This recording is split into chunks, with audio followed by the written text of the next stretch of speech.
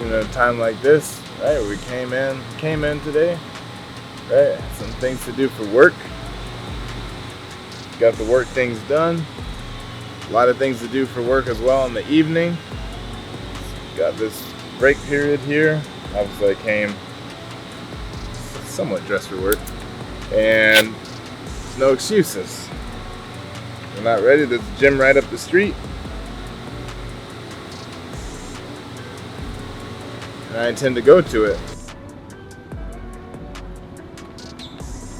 My knees are pretty sore from yesterday, so that's not awesome, but I'm just gonna work through it. Just gonna work through it no matter what. No excuses, no exceptions, no excuses.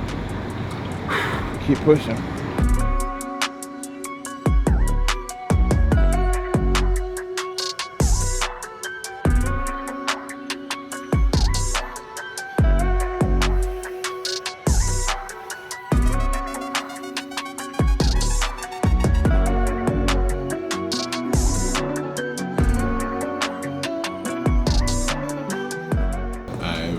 Stood strong on making sure every single day, no matter how late in the day it is that I start eating, the first thing is fruit. Doesn't matter where I'm at in the middle of work, I'm not putting anything in my mouth until I put fruit in my mouth.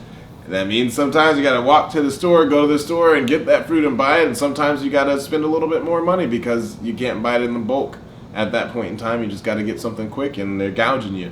But a couple more dollars, I'd rather spend that there, and if that gives me a couple more years of life, absolutely. Probably my toughest challenge. So they were doing a donuts for dad thing at my daughter's school on Friday this week, and and I attended, and I was there for the whole thing, and man, they had this array of donuts. They went to Donut King of all places. Bing, Donut King. Anyway, they went to Donut King, and they got this array of donuts and they placed them out. They looked so good. And you know what? I would have even allowed myself to have one donut because that wouldn't have put me out of anything. I would have had one donut, but it was so early in the morning. And generally I don't eat until, the earliest I will eat is 12 o'clock, but generally I don't eat until after 2 o'clock. And it was like 8 in the morning. And I was like, I would allow myself to have one. I wanted just one taste, just to lick the glaze. I wanted it! I still want it! I'm good. I actually felt better afterwards that I was able to hold strong and that I stuck to it. And that made me feel a great sense of pride. Yeah, temptation is hard, folks. Temptation is hard because it's everywhere. It's always around you. I mean, I once did a water fast for 3 days.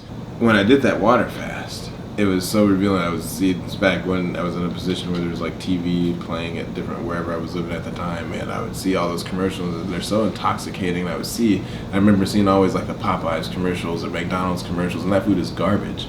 But man, it pulls you in when you're having that, and like my mind could clearly see at that time how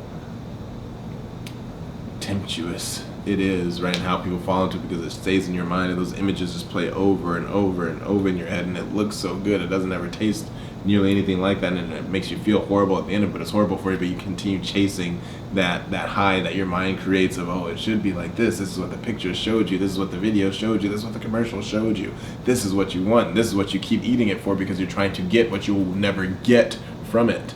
You're trying to get something you will never gain from it.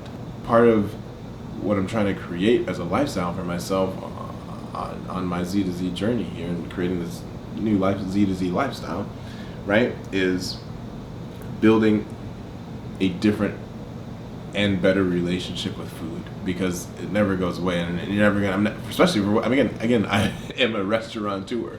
I'm never gonna be able to get completely away from food unless I say, shut down the restaurants we have, and now we just dedicate ourselves to these, healthy oriented restaurants. That's foolish. Right, that is just foolish. Not to say that I would never open up a more health conscious or health forward restaurant one day, but just like there's nothing wrong with the restaurants now, and anything is fine for you in moderation. It's not like I'm never going to eat the food or don't. I'm just in myself right now, really focusing hard on developing the discipline and making the commitment so core to my being. So that's it. That's where it is for me. So I want a different and better relationship with food. So that way, when I do start delving more back into things like that, that I just have such a level of control.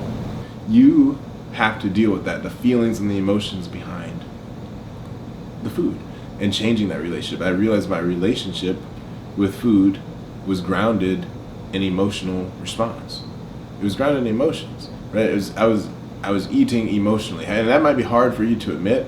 It was a little hard for me to admit because I'm someone who thinks of myself as being really mentally strong, and especially really emotionally strong.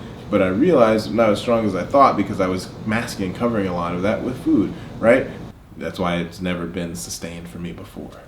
That's why it's never worked out that well before. That's why I've never been able to keep on this path before, because I didn't deal with that root issue. And that's a lot of people's root issue, right?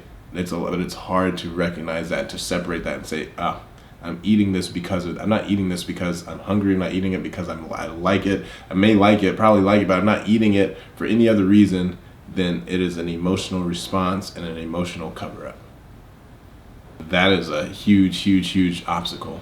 That is a vortex, a dark hole, a black pit that until you recognize it for what it is, it'll continue to pull you back in time and time again, because it pulls on me even now. And I'm sure it will be for a long time until I'm completely fully disciplined, right?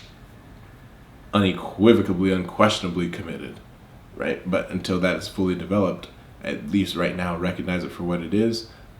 Use mindfulness to be aware of it. I recognize it, I acknowledge it,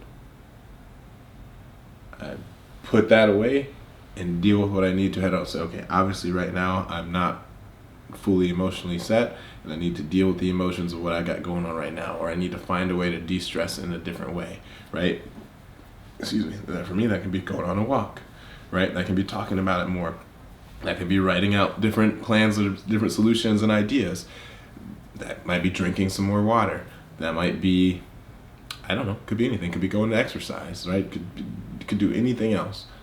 But it needs to be something that can propel you forward, something that's helpful, something that is healthy, to exercise that stress out, and to exercise those negative feelings or emotions out, and whatever it needs to be. Everyone's gonna, I'm sure, has a different thing. And for me, it takes place in different things. Like talking about it can help. Talking to myself about it can help. Consolidating it, writing it out, writing it down, creating a checklist of potential solutions for whatever is going on. Drinking water, walking. Those are things that I've found to help me so far, and I'll continue to find other things, I'm sure, because this isn't going away anytime soon. I can guarantee you that, because it's been something I've developed over decades. So, yeah. But I implore you, if you feel like your situation can be similar to mine, to start to recognize that immediately and to take control right away. Because that's the only way you can get out of it.